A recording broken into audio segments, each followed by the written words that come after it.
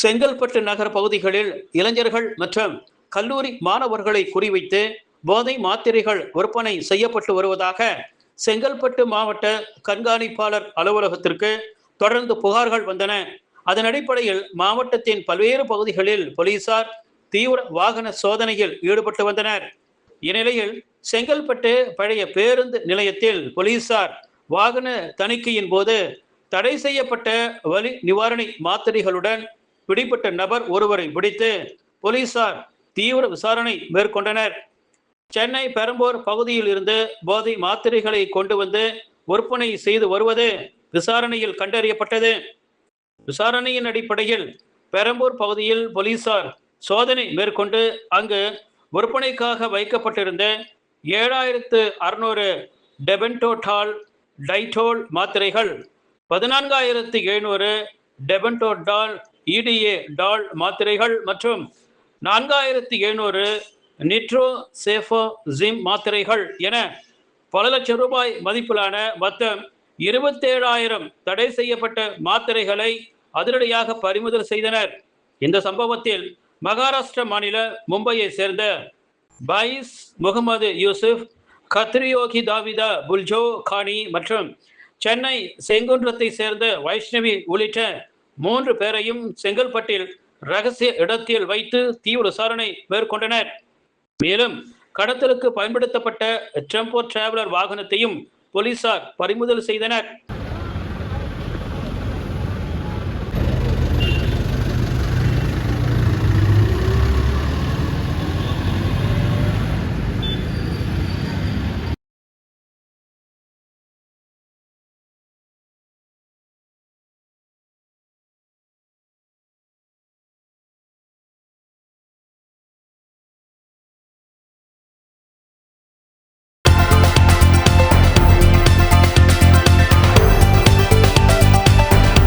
திண்டுக்கல் மாவட்டம் பழனி வட்டாட்சியர் அலுவலகம் முன்பாக தமிழ்நாடு அனைத்து வகை மாற்றுத்திறனாளிகள் மற்றும் பாதுகாப்போர் உரிமைகள் சங்கத்தின் சார்பில் மகாத்மா காந்தி தேசிய ஊரக வேலைவாய்ப்பு திட்டத்தின் பெயரை மாற்றக்கூடாது, 100 நாள் வேலை திட்டத்திற்கான ஒன்றிய அரசின் நிதியை குறைக்கக்கூடாது என வலியுறுத்தி மத்திய அரசுக்கு எதிராக கண்டன முழக்கங்களை எழுப்பினர்.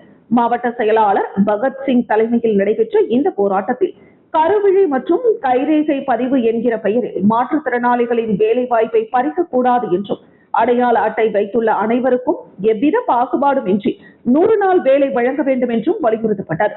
மேலும் மத்திய அரசின் திட்டத்தில் சட்ட நகலை எரித்து கருப்பு பேட்ஜ் அணிந்து மாற்றுத்திறனாளிகள் சாலையில் அமர்ந்து மறியலில் ஈடுபட்டதால் அங்கு பரபரப்பு ஏற்பட்டது. இந்த போராட்டத்தில் பழனி மற்றும் தொப்பம்பட்டி பகுதி நிர்வாகிகள் உட்பட 200க்கும் மேற்பட்ட மாற்றுத்திறனாளிகள் திரளாக கலந்து கொண்டனர்.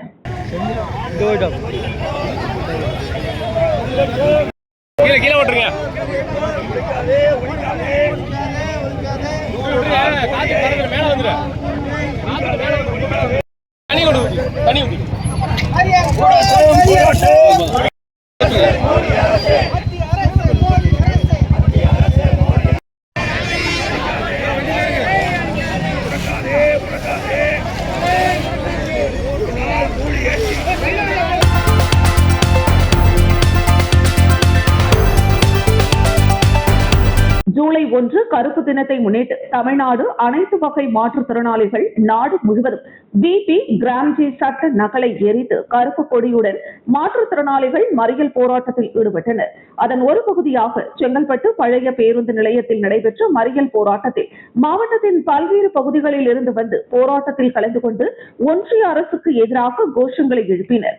பிபி கிராம்ஜி சட்டத்தை திரும்ப பெற கோரியும் MNREGA சட்டத்தை மீண்டும் அமல்படுத்த கோரியும் மகாத்மா காந்தி தேசிய ஊரக வேலை உறுதி சட்டத்தில் கிராம மக்கள் வேலை கேட்டு விண்ணப்பிக்கின்ற அனைவருக்கும் வேலை வழங்க வேண்டும் என பல்வேறு கோரிக்கைகளை முன்வைத்து மறியல் போராட்டத்தில் ஈடுபட்டனர்.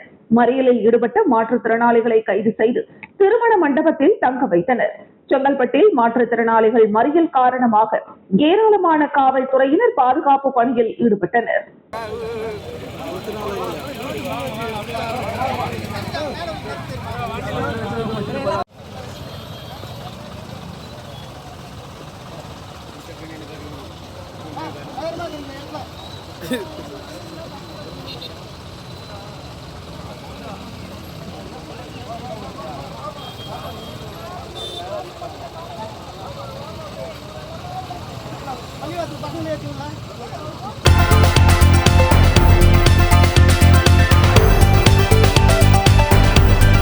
செங்கல்பட்டு மாவட்டம் மதுராந்தகத்தில் எழுந்தருளி இருக்கும் வரலாற்று சிறப்புமிக்க ஸ்ரீ ஏரிக்காத்து கோதண்டராமர் திருக்கோவில் ஆண்டுதோறும் ஆனி மாத பிரம்மோற்சவ விழா 10 நாட்கள் நடைபெறும்.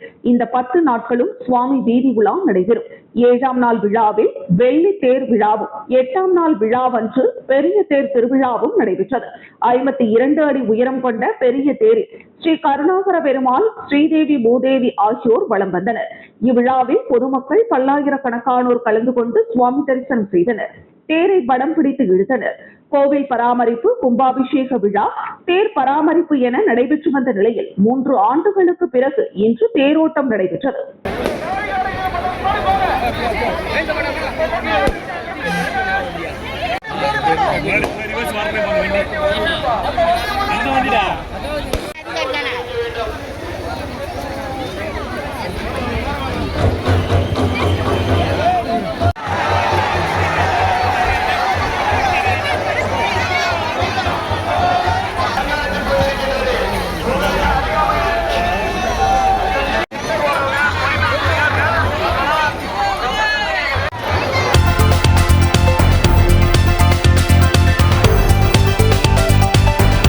கள்ளக்குறிச்சி மாவட்டம் உளுந்தூர்பேட்டை அருகே உள்ள கணையார் கிராமத்தை சேர்ந்த பொதுமக்கள் இலவச வீட்டுமனை பட்டா வழங்க கோரி உளுந்தூர்பேட்டை வட்டாட்சியர் அலுவலகத்தை முற்றுகையிட்டனர். இந்த போராட்டத்தில் இந்திய கம்யூனிஸ்ட் கட்சி, கம்யூனிஸ்ட் ஒடுக்கப்பட்டோர் வாழ்வுரிமை இயக்கம், விடுதலை சிறுத்தைகள் கட்சி, பாட்டாளி மக்கள் கட்சி, தமிழக வாழ்வுரிமை கட்சி, இந்திய தேசிய காங்கிரஸ், பகுஜன் சமாஜ் கட்சி, புரட்சி பாரதம் உள்ளிட்ட அமைப்புகள் மற்றும் அரசியல் கட்சிகளின் மாவட்ட, ஒன்றிய, நகர நிர்வாகிகள் மற்றும் பொதுமக்கள் கலந்து கொண்டனர். குறுவட்டத்துக்கு உட்பட்டிருக்கிற கணையார் கிராம எல்லை 138, 139 இந்த சர்வே எண்ணில் சுமார் 23 குடும்பங்களுக்கு மேலாக வன்னியர் சமூகத்தினர், ஆதிராவிட சமூகத்தினர், உடையார் சமூகத்தினர் இவர்கள் காலங்காலமாக சுமார் 70-80 ஆண்டுகளுக்கு மேலாக வாழ்ந்து கொண்டிருக்கிறார்கள். அந்த இடத்தில் வீட்டுமனை பட்டா கேட்டு பலமுறை மனு கொடுத்திருக்கிறார்கள். தென்னார்காடு மாவட்ட இருக்கும்போதும் சரி, விழுப்புரம் மாவட்டமாக இருந்தபோதும், தற்போது கள்ளக்குறிச்சி மாவட்டமாக இருக்கும்போதும் மனு கொடுத்திருக்கிறார்கள். ஆனால் இதுவரை அவர்களுக்கு பட்டா வழங்கவில்லை. இந்த சூழலில் அந்த பகுதியில் சட்டத்துக்கு விரோதமான கிரஷர் வைத்து நடத்தி கொண்டிருப்பவர்கள் நில மாபியா கும்பல்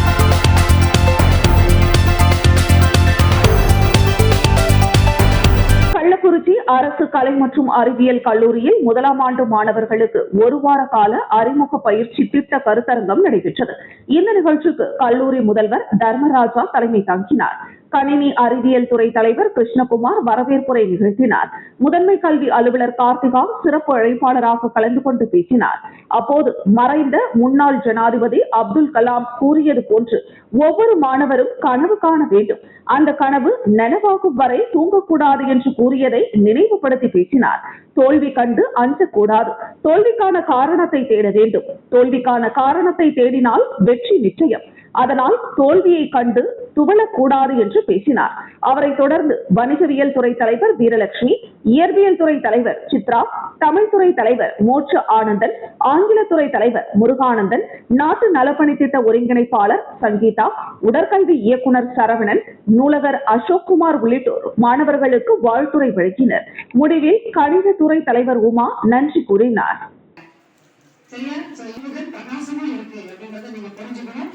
So, என்னுடைய குவாலிஃபிகேஷன் எம்எஸ்சி பிசிக்ஸ். ஸோ அடுத்தது பிஎட். ஸோ இது இந்த குவாலிஃபிகேஷனோட வழியிலிருந்து கனவு காணும் ஆன்லைன். ஆமாம். ஸோ நம்ம எதை செய்யணும் அல்லது எதை அச்சீவ் பண்ணணும்